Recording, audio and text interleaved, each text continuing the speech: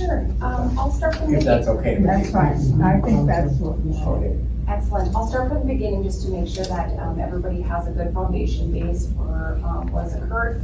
So there was an apartment structure fire at the Hillside Manor. At 12:01, the fire department received the call and was immediately following on site at the building. The structure fire was on the 3rd floor of the Hillside Manor. There are 40 units within the building in totality. Upon arriving on site, the fire suppression system for the manor was working effectively and properly. The fire suppression system did put out the fire that was initiated in a 3rd floor apartment.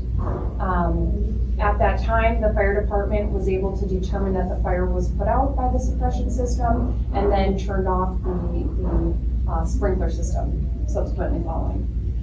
There was significant damage within the unit, smoke and fire damage within the unit. In addition, there is smoke damage in neighboring facilities and units as well, directly adjacent to where the fire occurred. The extent of the damage throughout the building at this point in time is water damage. So being that the apartment was on the 3rd floor, the water did run down from the unit onto the 2nd and 1st floor. In speaking with professionals regarding mitigation and restoration, it's very common when fire suppression systems are activated that the water damage occurs in kind of a pyramid structure. So everything within the zone, and then oftentimes there's even more damage on the floors below because of the way the water travels throughout the building. Unfortunately, the main utility room for the Hillside Manor was located on the 1st floor under the apartment where the fire occurred. So our main utility room did experience significant water damage. And so on Friday, we immediately engaged with contractors.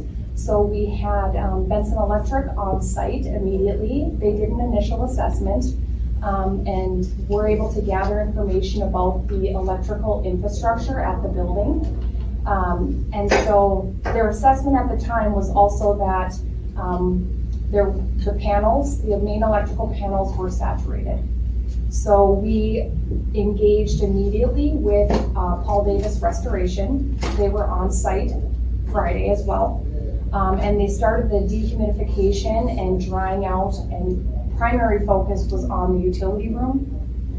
It's really difficult with this extensive water damage. Power was cut to the building at about between 3 and 3:30 a.m., the fire department said. And so in order to restore power, there's a lot of work that needs to occur. Without power, all 40 units were displaced.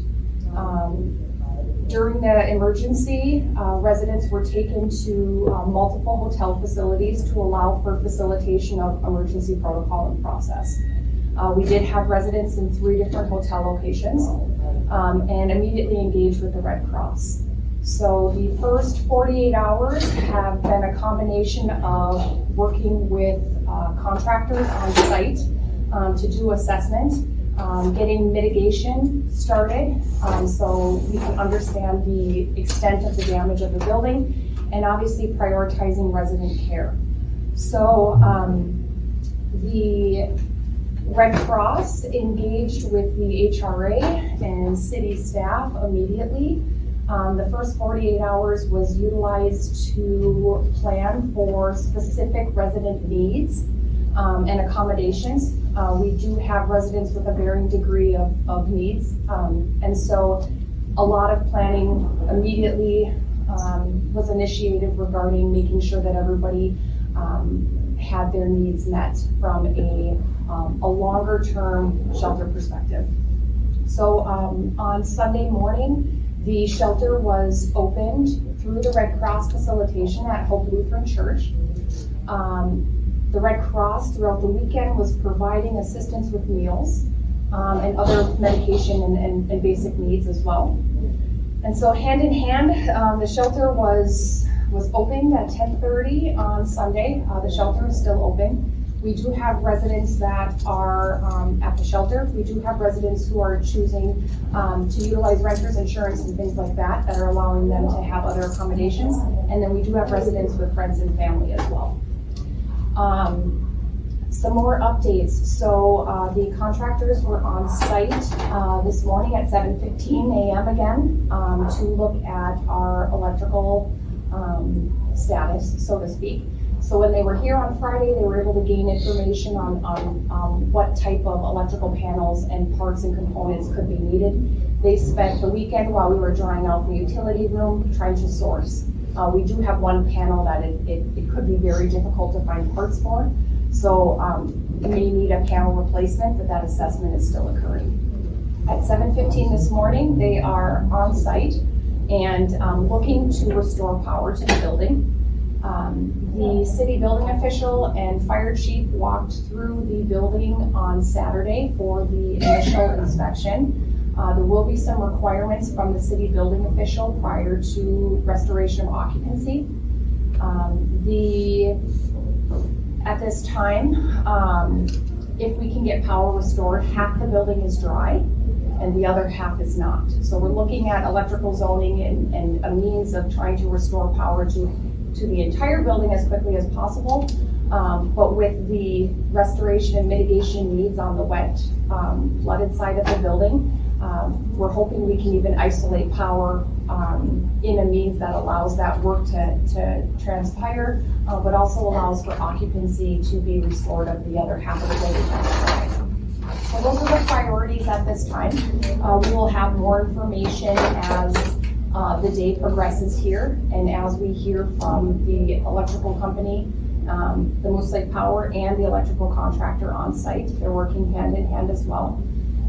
We're very thankful. We've had a tremendous response from the Moose Lake Area Fire Protection District, from Carleton County and all the different departments. We've been working with emergency management at Carleton County as well. The Red Cross has been absolutely fantastic to collaborate with as well. None of these elements are ideal, and staff has been working around the clock since the incident in order to rectify the situation as best as possible. We also have some updates. I know there's been some questions about donations and how people can help. So over the course of the weekend, originally our communications with Red Cross were finding ways to utilize donations that are equitable and impact all residents. And what does that look like? We had a meeting with HUD this morning. HUD's recommendation during the meeting was to use an outside organization, to essentially collect and distribute funds. And their recommendation was the Red Cross. We actually just got off that call about 20 minutes ago. So we are going to continue to work with our partners at the Red Cross to see if there's a way we can set something up in order to connect the desired participation from the public, which is fantastic from a donation perspective or a help perspective, with the immediate needs. And so through the shelter process, a lot of the distribution of needs is the primary source at this time. The shelter is providing meals to any resident. So even if they're not electing to stay at the shelter, any resident who is displaced has access to meals at the shelter. In addition, transportation has been established for showering needs at the school. And so there's a scheduled transportation that occurs between the shelter and the school for meeting showering needs and other sanitation needs. So that process is still underway, and there are mental health resources available on site as well through the Red Cross and also through Carleton County. So we're looking to connect all those resources for residents as well. I also want to thank the Carleton County Animal Rescue, who was on site yesterday. So what occurred yesterday, it was the first opportunity where we could safely, the building was released from the fire department, and we could safely get residents into their housing units in a scheduled fashion, chaperoned by the fire department, to grab some additional items. And so that occurred yesterday, and that was a fantastic collaborative event. We had the city's public works staff on hand, the Moose Lake Area Fire Protection District, Carlton County Animal Rescue was there, and other city and HRA staff. So really a joint effort to try and get access in a safe way to belongings. In addition, there has been some residents who took pets at the time of the incident. There were some cats left in the dry side of the building that were fed and watered and checked on a daily basis over the first 48 hours in a safe fashion. But then yesterday with Carlton County Animal Rescue, anybody in need of temporary emergency fostering was connected with the animal rescue in order to do that. So I believe there are 5 cats total that were put into just a temporary fostering scenario through the Carlton County Animal Rescue. And so that residents could feel like their pets were taken care of at this time as well. We were just notified, we have an exciting announcement. We were just notified walking into this meeting that our partners at Hope Lutheran Church have agreed to allow for pets to be reunified with our residents at the shelter.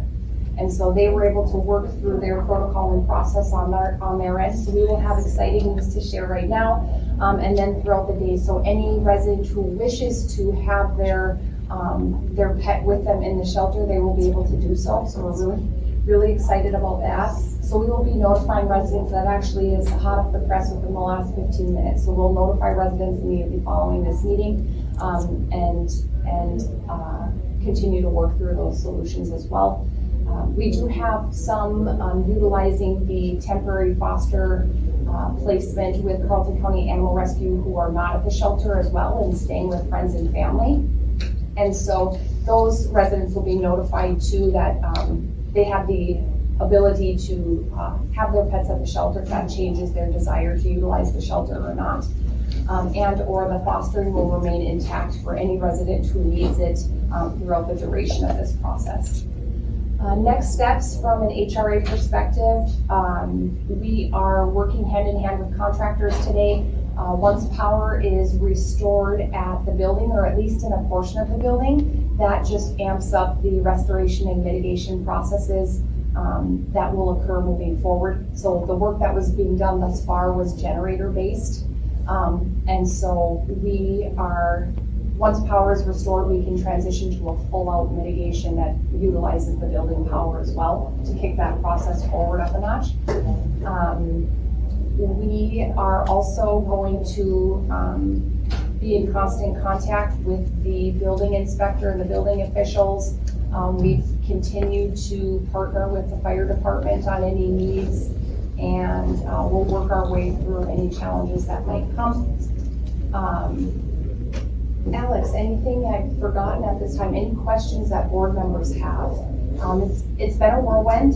We've been working around the clock, and we'll continue to do so. Open to answering any questions that the board might have at this time. Was our boiler affected? Great. So we actually have reached out to UHL and are looking to get an inspection on the books. We did not get a response over the weekend. That was a little problematic, having the weekend be in play. From a logistical administrative perspective, our insurance claim has already been initiated. That occurred on Friday as well. They were notified immediately. We've notified RAM Housing. HUD has been made aware as well. And so we are going to continue to work through those administrative items at hand as well. First and foremost, the priority has been the residents, and secondary the building. Yeah, the boiler is not that important. Yeah. Did we find out if most people have renter's insurance? There's a small amount of residents who do have renter's insurance. I don't have the totality of that list at this moment, but I do know that there's more without than with. That's sad. It is. Well, that's something we'll have to discuss with residents. When we move in. return, You yeah. know, insurance is important. Okay. Hoping to be able to disperse a lot more information at day's end today after the electrical assessment occurs. One thing that happened over the weekend while we were limited as far as without power for mitigation and restoration efforts is All Davis came in and did a moisture mapping procedure. So they utilized cameras and they utilized their equipment and technology to determine the extent of the water damage and the moisture in the building. And so we're going to have really valuable tools for decision-making moving forward regarding exactly what units need what type of mitigation. Their initial assessment was between 10 and 13 units do have water damage. The amount of units that have smoke damage are just a few, more or less common areas directly adjacent to the unit itself that caught on fire. And then the fire and flame damage is limited to the one unit affected by the fire. Where do we go for updates and to find out how this is progressing? So we have been in kind of an emergency response protocol since Friday. And so we've been doing our best to share information. We also want to make sure that we are being sensitive to any privacy needs of residents and overall privacy needs related to their living accommodations and things like that. But information transfer is important. The city has issued 2 press releases and will continue to do so. From a board perspective, Alex and I, it would be really helpful to either get a unified, desired plan for communication moving forward. Do you want text messages? Do you want emails? What does that look like from your perspective? Want it to be relatively seamless and time efficient for everybody as well. Text. I Text guess, messages. Text messages and emails. Oh, I have to email, or text, hold me, I'm old fashioned. Can you get text on your phone? No, No. I Okay. can't really get them off of there. I'm more concerned about the residents knowing what's going on than us going to know what's going on. So That we have done flyers, our residents are dispersed. And so we initially, when a majority of our residents were in hotels, we were hand delivering flyers and communications to all residents. We've been in phone contact with residents. The Red Cross has been in phone contact with residents, and the county's resources have also been in contact with residents. So we are trying to prioritize communication as best we can. They might not be hearing specifically from me or Alex or a combination, but they are also hearing from the Red Cross and from other county resources as well. We're going to continue. Right now, we were working off of our emergency binder that had 40 phone numbers. And so making those phone calls is something that we've tried to split up and accomplish. We've also looked into different apps and programs that can send out unified messages, whether they be voice or text. To be honest, that is something that we're getting to now versus the last 48 to 72 hours have been prioritizing emergency basic needs and doing what we can from a progress on the building at this time. One of my steps that I'm attempting to do to kind of unify the residents specifically is I do want to set up some type of a meeting, and I did verify with Hope Lutheran that we would be able to utilize their spaces so that I can attempt to round all 40 or all of our residents in one place, and then hopefully Alyssa and I can both attend and just spew our information at them and then give them a chance to ask their questions and voice their concerns. And at that point, I'm hoping to round up as many emails as possible, so then I can just have an email chain instead of hand delivering flyers. As much as I love seeing everybody's faces all weekend long, it was exhausting running back and forth and answering questions and knocking on all the doors and all of that. So I'm hoping that I can kind of, like Alyssa said, switch gears from reacting to everything this weekend to responding and being a little more present with the residents, because I know that that's something that they deserve. And it's been very hard to make 40 phone calls at one point and keep everybody in the loop. But the residents themselves have been really great at kind of phone chaining themselves and letting each other know what's going on. So if I give one person an update, they'll let their buddies know, and it kind of trickles down that way. But phone tag does kind of, it's not the most effective. So we are working on a better resident communication now.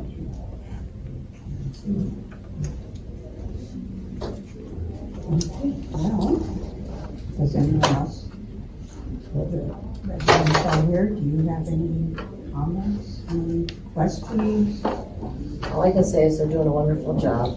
Yeah, I did a good job. They were there. Wow. Yeah, I think so too, when I was there yesterday. The fire department, I don't know how many different groups you There's a lot of had there, different but groups there. It's been fantastic. it was a beehive. There's a Even lot of Thursday night being of the done. fire, they were, or that late, you know, they were very good about helping keep us warm and very good. Yeah. A lot of help. Yeah. We just wanna go home. Yeah, we want to As go soon home. as possible. As soon as we can get some electricity in there, and we can hope that panel can be repaired. I hope. One of the requirements from the building official is the construction of Who temporary gets it out of walls there? Do you need it? to create a division between the area needing restoration and mitigation and the dry side. So we're gonna work through that as well and make sure that we're able I to don't meet know how those, bad it's gonna run. those obligations as well. So we've connected the city building official with I thought you weren't working. the restoration company. They're a full-service restoration company, so we've connected those contacts as well to make sure there's a clear understanding of what needs to occur before occupancy could be restored to half the building. Just from personal experience, having been through the 2012 experience, it's one day at a time. One day you get the water on, one day you get the electricity on. One day you can begin, get it, or begin sleep there that night or whatever, but Yes. it's a process. I also want to just specifically thank Hope Lutheran Church as well for being willing to accommodate. We had a list of, I think, 5 to 7 different potential locations, and wanting to make sure that the school could prioritize education, and that then they stepped up as a partner for a nighttime showering opportunity for residents, and the church stepped up, and we had city buildings we were assessing as well that were not climate controlled and or didn't have the space, but those were assessed as well. So really thankful for the church that they were able to be willing to accommodate needs, and the school for their accommodations as well. So we'll just continue to work for things on a daily basis here. Will we have transportation for people to get up to the school? Yes, we do. The Red Cross has established that. And Also, residents. huge thank you to the Red Cross too, Yeah. because without them, I think Alyssa and I wouldn't look as put together as we do today. I think, thank you to you and your whole team. You guys have just been top tier. So thank you. Yes. Could we, I know you said this, but as soon as possible, could we put out because I have seen a little bit on Facebook about how to help, where to make donations to, as soon as possible. We had a 10 o'clock call with HUD, so that's our finance, overseers. And at 10 o'clock, it was established that we should reach out with Red Cross and set up, I know that there's a way that we can make donations through the Red Cross, and you bookmark that it's for the Moose Lake Hillside Manor disaster. And then all of that money is gonna go directly to the residents in the situation specifically at that point. But we haven't had a chance to kind of solidify that link with Red Cross. So that's definitely next on one of our to-do lists. So. I may interject on that subject. The jury's still out on that. Red Cross is happy to take money. Absolutely. But this process of bookmarking it for one particular fund, they're working on it this morning. It's in process. Again, I can suggest from the last time we had a disaster, I believe the Covenant Church took the funds and then somehow had a formula for distributing it. And I'm not sure if the church would step up again to perhaps do that. So there's another option. And the Sunshine Closet reached out to me and also offered all of our residents free clothes. Yes, they did. So that was nice. Because we left with the clothes on our back. Yeah, Yes, and some of you could get back in and some can't, so. No, we couldn't, well, they were allowed Sunday, I think, right? Sunday was the only day that there was mass entry allowed into the building. The fire department did authorize escorted, visits to the building with staff member from either HRA or the city side of the staffing. But they didn't want anybody just wandering through the building. It's incredibly dark in there. The stairwells without windows, without lighting, and a majority of our population is elderly and or disabled. And so it's a huge safety risk for just anybody to be going through. So while yes, there was some people who did get to enter the building prior to Sunday, it wasn't just them going in on their own. It was them coordinating with me and me helping mostly with everybody getting in prior to Sunday. So Sunday was a huge weight off my shoulders because we had a lot of people wanting to get in and get changes of clothes and undies and socks and all the essentials, it was a lot to try to coordinate. Yeah. Medication. I know I went through on Sunday or Saturday and I grabbed a bunch of medications, and on Friday I grabbed a bunch of medications and delivered all of them that needed to get dropped off. And Okay, well, I don't think we really need to have a regular meeting. I think we'll just, this will be the meeting for this month, and I don't think we have anything else to ask. Shall we adjourn? Do we have to approve paying bills or anything like that? at this point, our RAM, our finance department helpers, they have authorized some slow payment processes, and I'm still working with RAM. They just got back into their offices this morning, and so I've got a couple of emails to get back to them on, but finance bill paying, all that kind of stuff so far is kind of paused as far as a lot of that goes. I know I'm working with the post office a little bit later too to get our mail, and I'll probably have some bills, but thankfully all of our checks are, we pay all of our bills via paper check, so I don't really have to worry too much about computer systems going in my favor. I can collect the mail, write the checks, and track down one of our lovely check signers to help me go through that process a little bit, but it shouldn't be too hard, but RAM is definitely willing to step up and help out as much as they can too. If I may interject, the food service is actually provided by Salvation. They prepare it, the food service.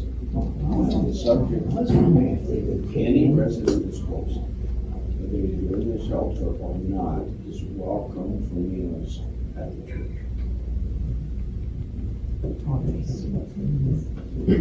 Okay, I just have a simple announcement. My wife baked some fresh baked chocolate cookies. Might be a good idea to bring them here, so. Anyone wants one? Have a cookie. Come and get one. Yeah. Oh, nice. Okay. Motion to adjourn. I'll second.